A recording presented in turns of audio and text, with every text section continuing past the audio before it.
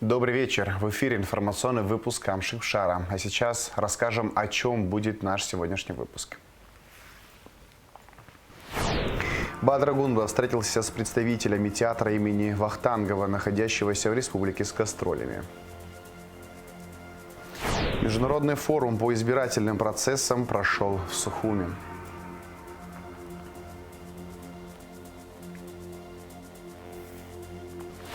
В армянской средней школе города Сухум прошла патриотическая акция возвращения имени.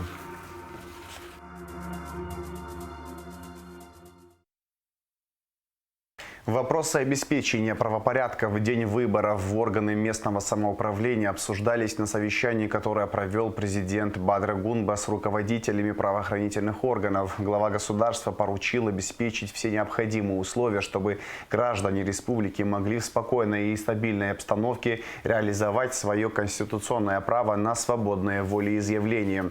Всем нужно научиться с уважением относиться друг к другу, в том числе к политическим конкурентам. Прежде всего с уважением к избирателям и к закону. Это базовый стандарт. Конкурируют программы и аргументы, а не давление и сила, подчеркнул президент. Бадр Гунба отметил, что в ходе кампании по выборам депутатов в органы местного самоуправления поступают жалобы на недопустимые случаи. Проводится проверка по фактам подкупа избирателей, уничтожения агитационных материалов, силовое давление, распространение клеветы и травли в социальных сетях. По каждому из перечисленных эпизодов материалы зарегистрированы в установленном порядке. Эти действия подлежат правовой оценке и виновные будут привлечены к ответственности. Президент особо подчеркнул, что подобные действия недопустимы ни для какой партии и ни для каких кандидатов. Требования к кандидатам, представляющим действующую власть, должны быть не меньше, а даже больше. Ответственность за это должна быть одинаковой для всех и строго по закону. Закон для всех один, вне зависимости от политической принадлежности или статуса, заявил глава государства. Президент добавил, что в соответствии с законом будет обеспечен честный и прозрачный избирательный процесс. Прошу не поддаваться на провокации ни с чьей стороны и 8 ноября прийти на свой участок, чтобы сделать свой выбор. Только правовая дисциплина и гражданская ответственность обеспечивают доверие к результатам выборов, отметил Бадр Гунба. Весь личный состав МВД переведен на усиленный режим несения службы в целях охраны общественного порядка и обеспечения общественной безопасности на территории избирательных участков, сообщает пресс-служба МВД. Нести усиленный режим работы 8 ноября будут более 500 сотрудников в 161 избирательном округе на 211 избирательных участках. МВД готово оперативно реагировать на все правонарушения, обращения и жалобы граждан. Проводится вся необходимая работа по недопущению нарушений выборного процесса. Экс-председатель Верховного суда Абхазии, почетный доктор Академии наук Абхазии Георгий Колбая награжден орденом Махц Апша второй степени. Указ о награждении Колбая за многолетний добросовестный труд, высокий профессионализм, весомый вклад в становление и развитие современной правовой системы Республики Абхазия, активную научно-практическую деятельность подписал президент Бадр Гунба. Бадр Гунба встретился с государственными и общественными деятелями Сократом Джинджоля, Олегом Домения и Валерием Гурджуа. Обсуждался вопрос увековечения памяти трагически погибшего выдающегося ученого, государственного деятеля Станислава Лакоба. Друзья и соратники Станислава Засимовича обратились к главе государства с предложением о создании государственной комиссии по увековечению его памяти и сохранению научного наследия. Президент Бадр Гунба отметил, что сохранение памяти о таких выдающихся личностях и их вкладе в развитие страны является важной государственной задачей. Глава государства рассказал, что незадолго до трагического события встречался со Станиславом Лакоба и подчеркнул, что договоренности, достигнутые тогда, непременно будут реализованы. Президент заверил, что в ближайшее время комиссия по увековечению памяти Станислава Лакоба и сохранению его научного наследия будет создана.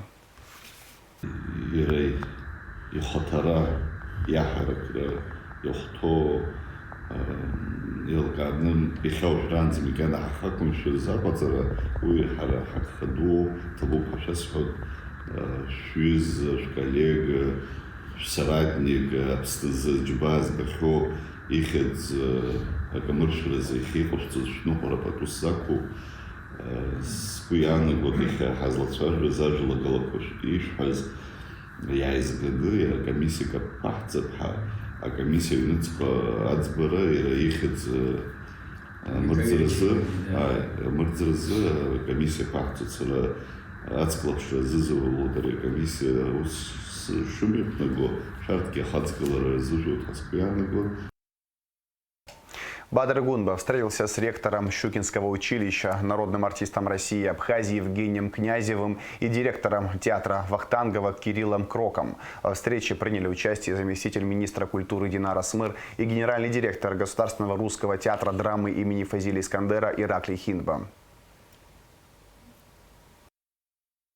Позвольте еще раз поприветствовать вас, Кирилл Игоревич, уважаемый Евгений Владимирович. Рады вас видеть. Знаем, что в Абхазии проходят гастроли. Вчера первый моноспектакль имел аншлаг, переполненный зал. И знаю, что на предстоящие спектакли то же самое. Абхазская публика рада видеть профессиональных театралов. Мы рады, что именно коллектив, который вы возглавляете, сегодня находится в гастролях у нас в Абхазии. Это замечательная история. И надеюсь, что это будет большой традицией ежегодно посещать нашу страну. Позвольте поприветствовать вас, поблагодарить за такую возможность, которую вы оказали абхазскому зрителю. Мы гордимся взаимодействием и сотрудничеством людей культуры. Это очень важное направление. Именно культура сближает наши народы, наши государства. Культура всегда была основой для наиболее тесных, добрых, искренних взаимоотношений. У меня даже язык не поворачивается сказать, что дорогой гость, вы дорогой друг для нашей страны.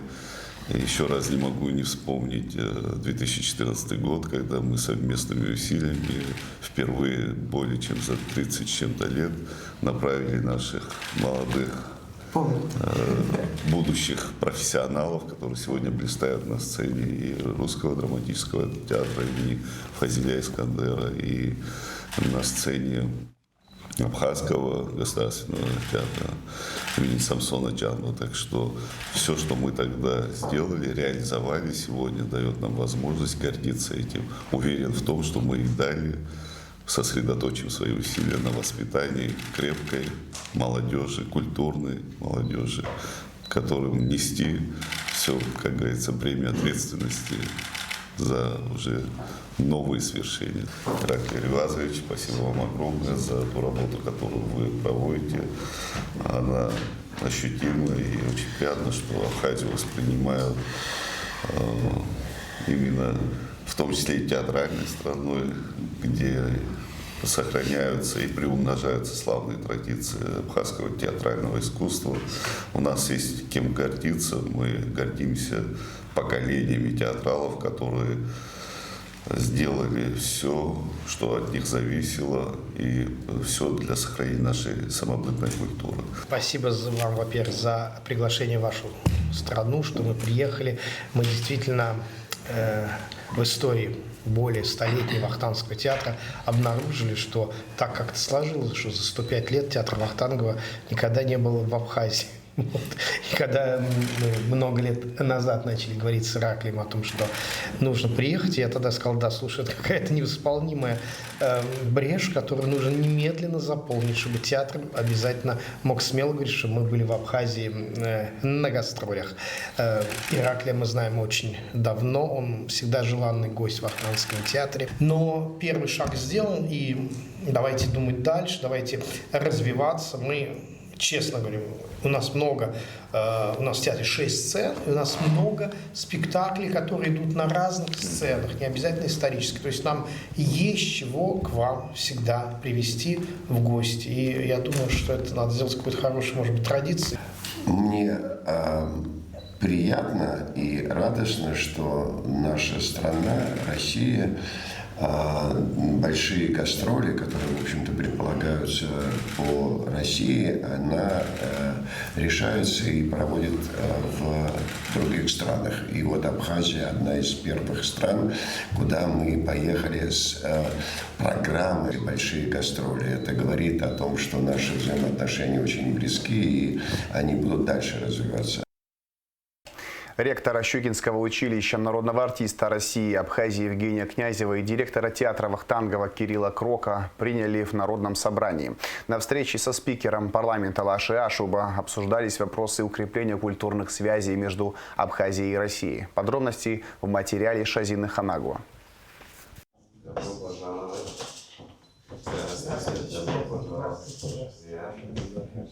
В стенах Народного собрания тепло. Спикер парламента Лаша Ашуба принимает именитых гостей. Народного артиста России и Абхазии Евгения Князева и директора Государственного академического театра имени Евгения Вахтангова Кирилла Крока. Для нас большая честь встречать таких выдающихся деятелей современного искусства в парламенте, подчеркнул Лаша Ашуба. Мы знаем ваш вклад в развитие культуры Абхазии, в развитие театрального искусства.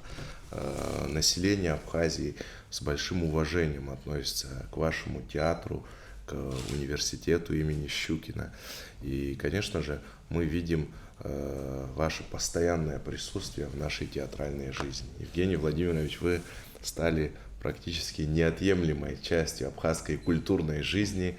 Нужно сказать, что вот мэтр вашего театра в один из самых знаменательных дней этого года, в день открытия Абхазского аэропорта, прилетел на первом самолете. В свою очередь, директор Государственного академического театра имени Вахтангова Кирилл Крок поблагодарил за прием и добавил, что за 105 лет своей истории театр ни разу не был в Абхазии, и это нужно было исправить. Благодаря настойчивости Ираклия, его одержимостью театра, мы его знаем очень давно.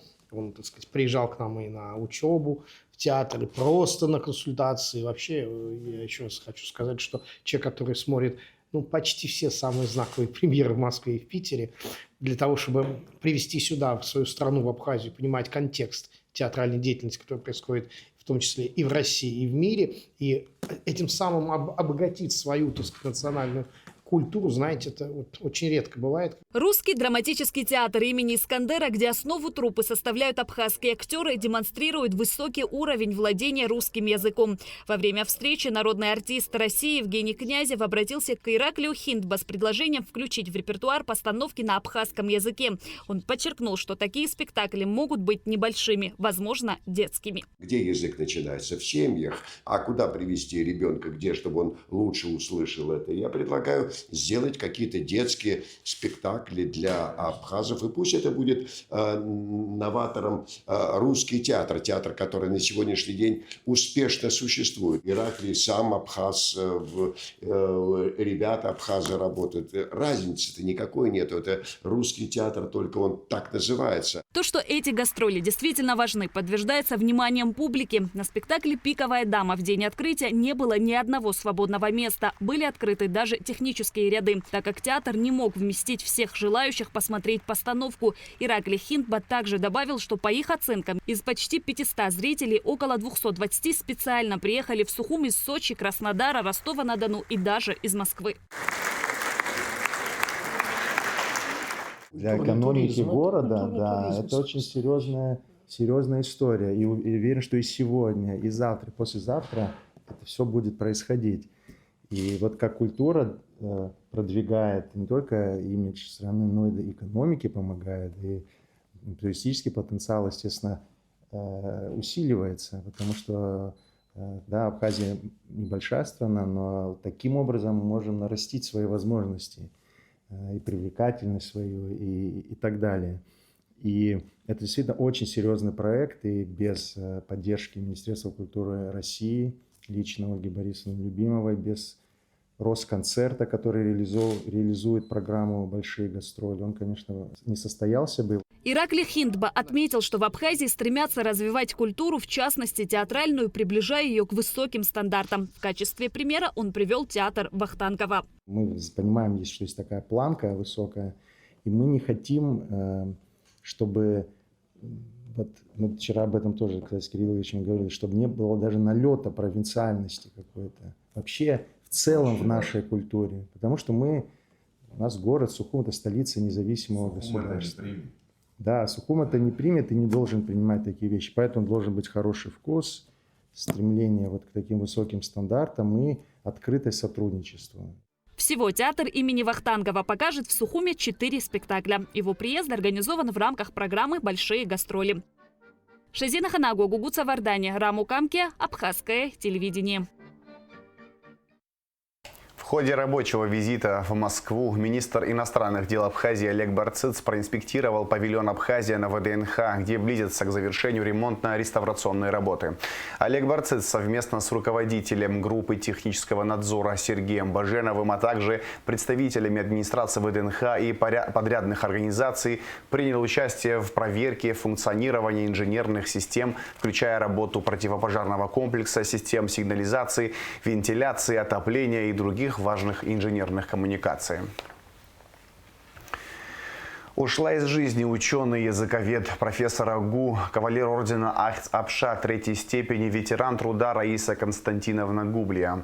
Уход из жизни Раисы Константиновны – большая утрата не только для отечественной науки, но и всего абхазо-адыгского языкознания. Талантливый ученый, педагог. Она активно участвовала в национально-освободительном движении абхазского народа, демонстрируя высокую гражданскую позицию и мужество. Является подписантом известного обращения абхазского народа, получившего название «Письмо 130», говорится в сообщении АГУ. Раиса Гублия является автором и соавтором десятков научных трудов, монографий и учебных пособий по современному абхазскому языку, а также работ по абхазо-адыгской этимологии. Принимала активное участие в составлении академической грамматики абхазского языка, тесно сотрудничая с Абхазским институтом гуманитарных исследований имени Гулия Академии наук Абхазии.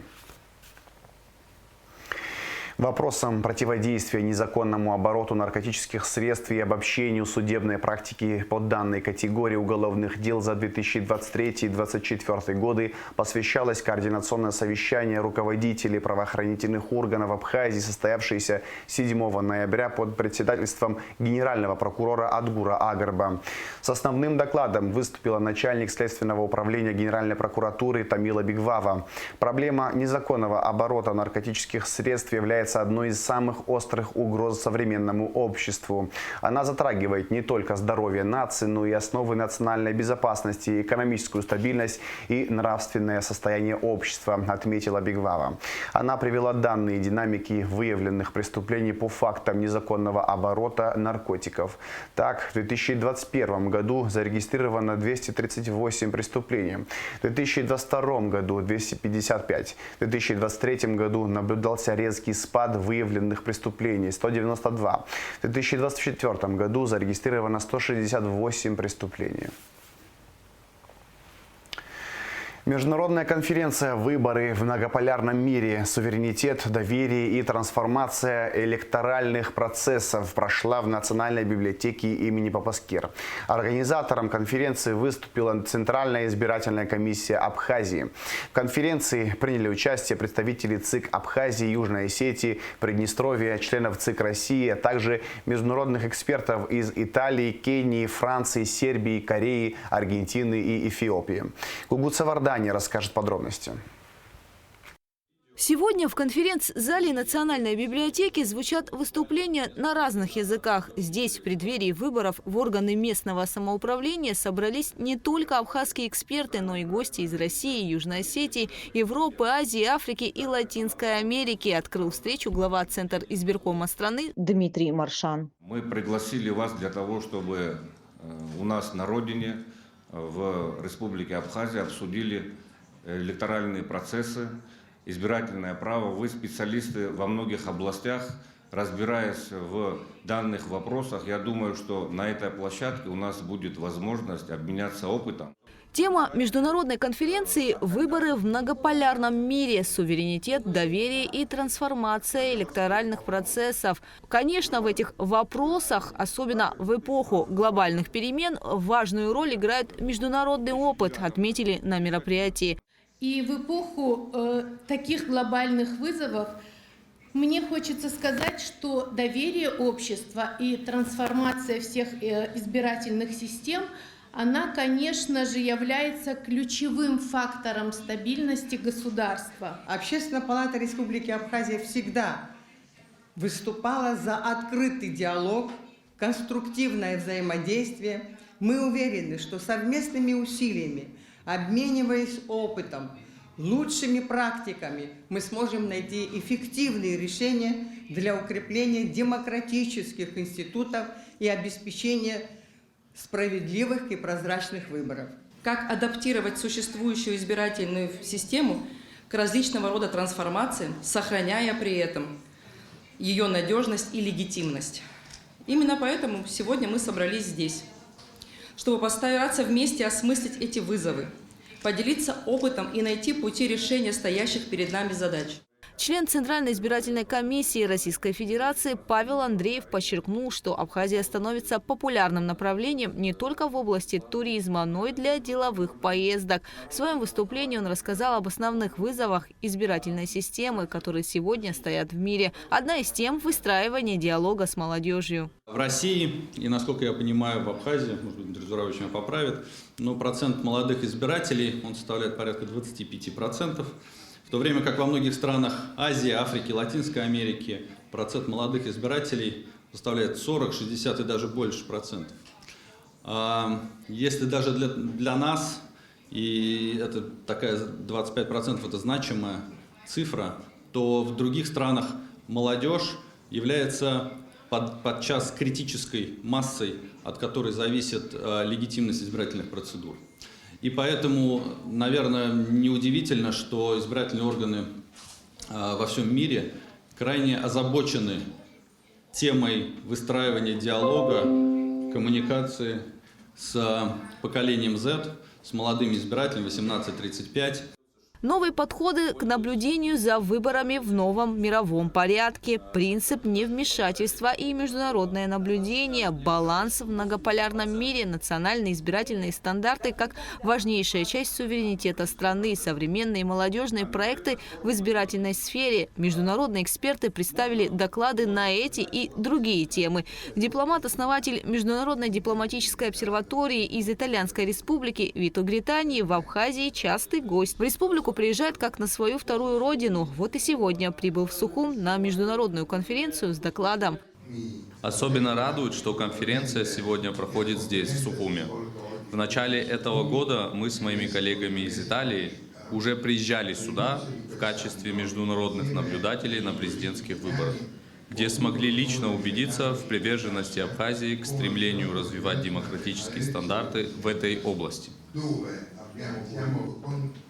Мы убеждены, что без доверия невозможна демократия. Можно построить самую совершенную систему голосования, но если граждане не верят в ее честность, она теряет смысл. Поэтому главная задача наблюдения – укреплять доверие.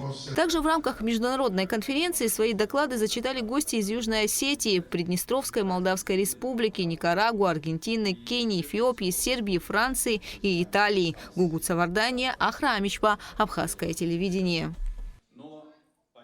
С Нового года в Гагре начнет работу отделение милиции на водном транспорте. Структурное подразделение линейного управления внутренних дел на транспорте сообщается на сайте МВД. Основные цели – обеспечение безопасности при движении водного транспорта, в частности, маломерных пассажирских судов, предотвращение преступлений и правонарушений, оперативное реагирование на аварии и чрезвычайные ситуации в акватории. Начался прием заявок на конкурс для абхазских журналистов и блогеров «Взгляд-2025». Он проводится представительством Россотрудничества для популяризации объективной журналистики в области сотрудничества Абхазии и России. В этом году номинаций 12. Призы и дипломы будут вручаться за лучший теле- или радио- или печатный материал, лучший фоторепортаж, лучший материал на интернет-ресурсах. Тематические номинации связаны с деятельностью Русского дома дома в республике, столетием народной дипломатии, 80-летием Победы, 80-летием со дня рождения Владислава Арзенба, добровольческим движением в годы Отечественной войны народа Абхазии, тематикой СВО. Прием заявок осуществляется до 28 ноября включительно. Принимаются работы на русском и абхазском языках, опубликованные после 14 ноября. Специалисты управления капитального строительства ремонтируют крышу Гудаутской районной поликлиники. Соответствующее поручение было дано президентом Бадрой Гунба в ходе его инспекционной поездки в Гудаутский район 30 июля этого года. На текущий момент работы в активной фазе. Из 1500 квадратных метров кровли уже заменено около 500. В ходе инспекционной поездки по Гудаутскому району 30 июня президентом была поставлена задача произвести капитальный ремонт кровли в Гудаутской районной поликлинике. На текущий момент работы в активной фазе. Уже из 1500 квадратных метров заменено порядка 500 квадратных метров.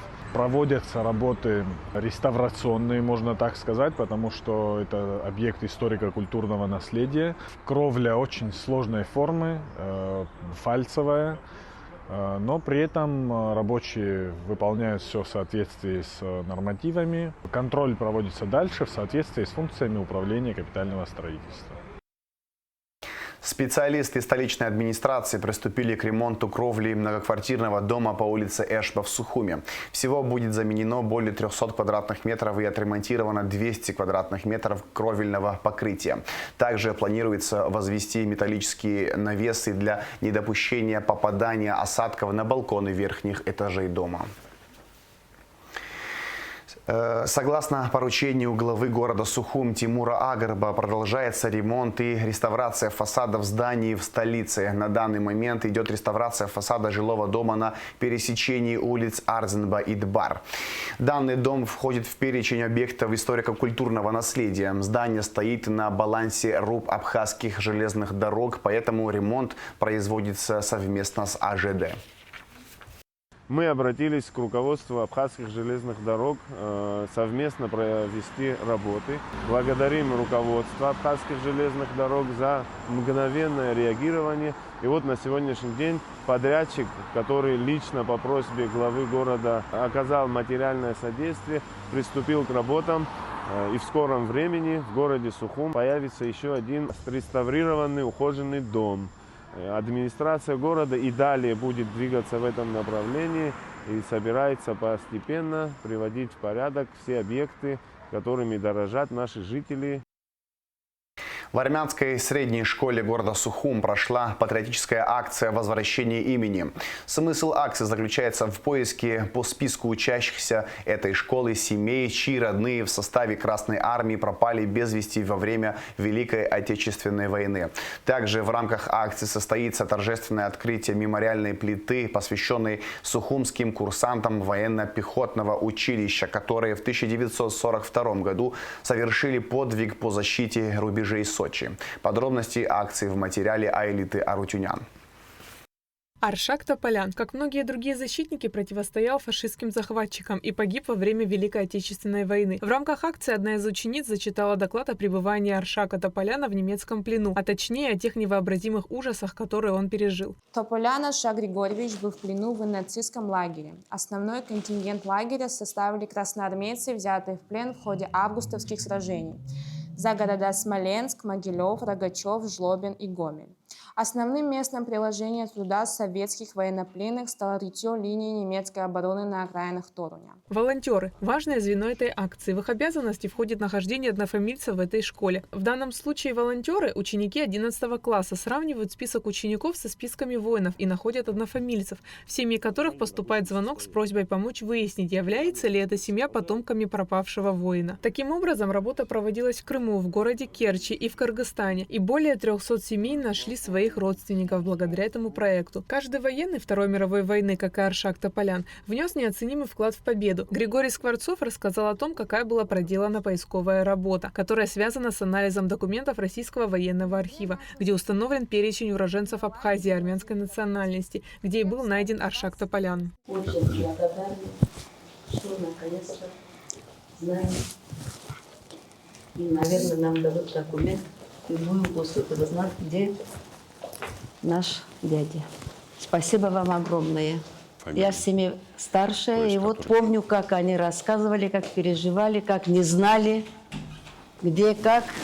Только знали, что в 1939 году он призывали на службу, и так и не вернулся. Международный проект возвращения имени проводится в Абхазии с 2016 года. Он направлен на сохранение и развитие культуры и исторической памяти об участниках Великой Отечественной войны из Абхазии, поиски пропавших без вести и их родных. Основные участники проекта – это военные, курсанты-поисковики СВОКу. Это мой патриотический порыв, потому что я знал о том, что существует архив ранее пропавших без вести, который был открыт в 2013 году. И как гражданин Абхазии я заинтересовался, а есть ли в этом списке этого архива воины из Абхазии в категории узники гитлеровской Германии. Оказалось, их 330 человек. Вот этот архив был доставлен в республику, и с 2016 года на базе Сухумского общевойскового командного училища Министерства обороны началась эта работа. Вот она продолжается уже 10-й год. Учащиеся 9-й школы принимают активное участие в акции, а для самой школы это значимое событие, ведь мероприятие в данном направлении проходит впервые. С первых дней войны, Великой Отечественной войны, Абхазия активно включилась в борьбу с фашизмом. В этой войне приняло более 55 тысяч человек, выходцев из Абхазии, из которых 17 430 человек не вернулись домой. Для маленькой Абхазии это колоссальная цифра. И поэтому я считаю, что данная акция крайне важна для подрастающего поколения, для воспитания духа патриотизма. Ученики нашей школы очень активно включились в поиски, и благодаря их кропотливой работе вот сегодняшний день мы уже смогли найти данные одного из погибших, без вести пропавших. Абхазские семьи содержат высокий уровень памяти о своих пропавших родных. Сегодня у нас в работе несколько фамилий. Вот совсем недавно мы нашли пропавшего воина по фамилии Тани, Джордж Тани из Паквеша, который похоронен в Липецкой области. Сейчас наша задача, что те 106 бойцов, курсантов Сухумского училища, погибших в районах Краснодарского края, вокруг Сочи, когда защищали Сочи от немецких захватчиков, вынести фамилии на памятник. Но мы не отказываем ни одной семье практически, когда у нас есть возможности и силы для этого, мы это делаем и помогаем. Также в рамках акции состоится торжественное открытие мемориальной плиты «Сухумские курсанты», посвященной сухумским курсантам военно-пехотного училища, которые в 1942 году совершили подвиг по защите рубежей Сочи. Мероприятие проводится по решению собрания города Сухумы при поддержке столичной администрации. Завтра в 11:30 на улице Джелия, 14, Турбаза, где пансионат парк Баграта, состоится торжественное открытие мемориальной плиты, посвященной сухумским курсантам пехотного училища, которые в 1942 году совершили подвиг по защите рубежей Сочи. И мы приглашаем всех жителей нашего города принять участие в этой церемонии, которая будет с ротой почетного караула, с гостями, с военным оркестром, потому что ранее не было известно об этом подвиге. Вот мы смогли его установить. Эти ребята защитили фактически своей грудью от наступающих немецких дивизий город Сочи и Черный берег России, Черноморский берег России. Существование таких акций – очередное доказательство, что никто не забыт и ничто не забыто. Героев, спасших мир от фашизма, будут помнить века. Аэлита Арутюнян, Юрий Арцебашев, Абхазское телевидение. А сейчас расскажем о погоде. В выходные дни 8 и 9 ноября в Абхазии не ожидается осадков. Температура воздуха ночью 9-14, днем 20-25 градусов тепла. Температура морской воды плюс 17 градусов.